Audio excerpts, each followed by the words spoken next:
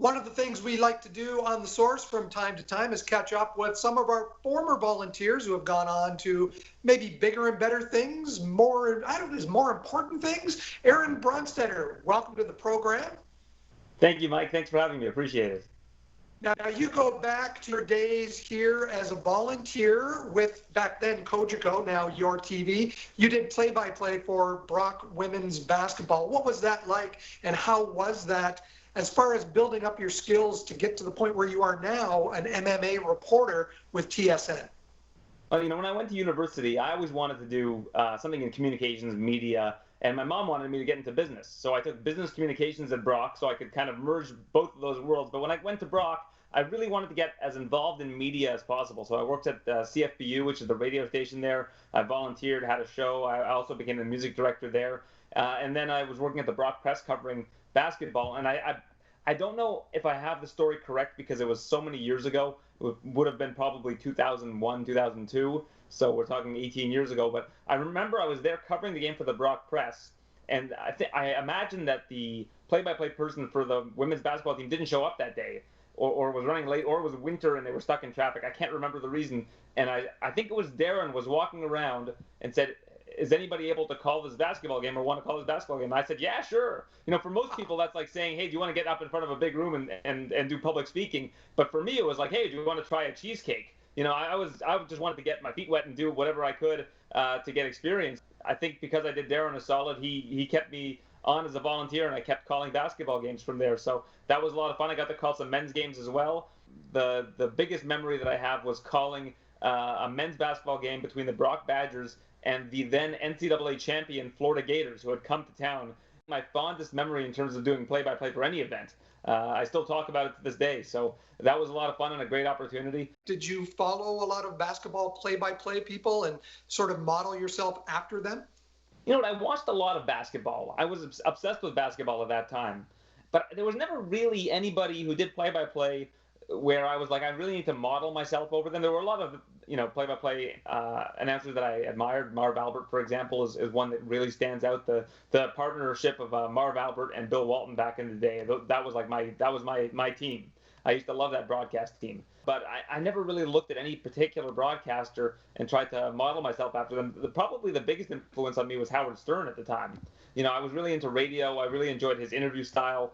And that was kind of who I saw myself wanting to be like, because he was so unique and so different from everybody else. And I never really tried to imitate anybody. I just kind of wanted to be myself. How did you make the transition from basketball to MMA? It's a great question because at the time, I don't think there was anything I wanted to do more than be involved in covering the NBA, whether it was broadcasting, whether it was reporting, writing, anything that had to do with basketball. I really wanted to do that. But I started working as a producer for a radio station. At the time, it was owned by the Score Television Network. It was on Sirius XM Radio.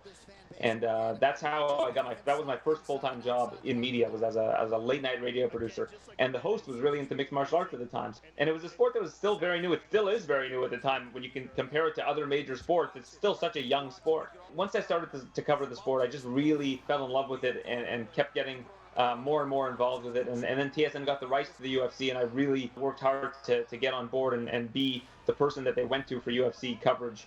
Aaron, what is it like dealing with a personality like Dana White?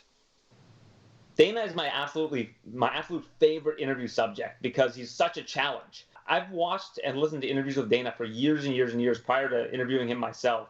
I used to work on Off the Record with Michael Landsberg, and Landsberg and Dana White had a great rapport.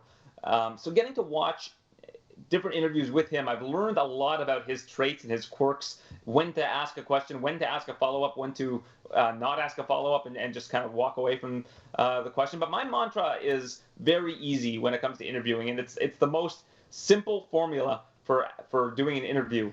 And I'm almost embarrassed to say it because it seems like it's just so simple, but I only want to ask questions that I don't know the answers to. If I know the answer to a question, I feel like I'm just wasting everybody else's time because I'm just getting the regurgitation of information. I'd rather ask a question that I just have no idea what the answer is, because then you're going to get new information that nobody else has been able to get. Because I listened to almost every single interview with Dana, I know what people have asked. I know how they've asked that question. And if I feel like he hasn't given a good enough answer to a certain question.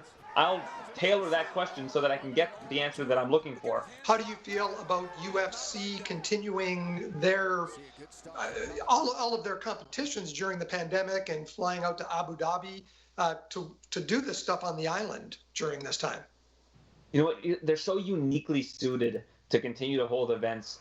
The thing about that is you still need to do it the right way, and I think that they've gone through every single, basically every single thing that they've needed to do this from a precautionary basis, in terms of looking at how you have to test these athletes, make sure that nobody has the coronavirus. And the way they did it for Abu Dhabi was particularly good because they did tests before the athletes would get to the hub cities where they fly out to Abu Dhabi. They did tests at the hub city, made them quarantine until the tests came back. Then when they got to Abu Dhabi, they did another test and had to quarantine until that test result got back. They really wanted to make sure that their bubble did not get infected. This is the thing that they should be the most proud of in terms of doing sports during the pandemic, because early on, I think they had a couple missteps. You know, they tried to do something on tribal land without the government oversight. That ended up being something that Disney wouldn't sign off on, and they ended up having to cancel. But since then, they've been able to do this in a way where you haven't seen a whole lot of positive tests. And when there have been positive tests, they've done the right thing. They've gotten that athlete away from the other athletes. They've made them self-isolate. They've made them stay in a hotel on their own for some time. And I think that the way that they've been able to do this, because they're not a team sport, because it's different people competing on a weekly basis, they're kind of uniquely suited to make this work. Whereas now that all of these team sports are starting up, if you have 1-2 people that have the virus, and there is an incubation period that is just really, it's very difficult to determine whether someone has a false positive, false negative. So if you have 1 or 2 athletes that compete in these sports now, you're going to be seeing a lot of infections from team to team to team. Yeah. But in an individual sport like mixed martial arts, they've done such a good job at making sure that that doesn't happen. Aaron, thanks for joining us today. It's great to catch up with a former volunteer here at YourTV. And a reminder to our viewers, Saturdays at 1 p.m., your radio show with Bazooka Joe at TSN 1050, correct? Yes, absolutely.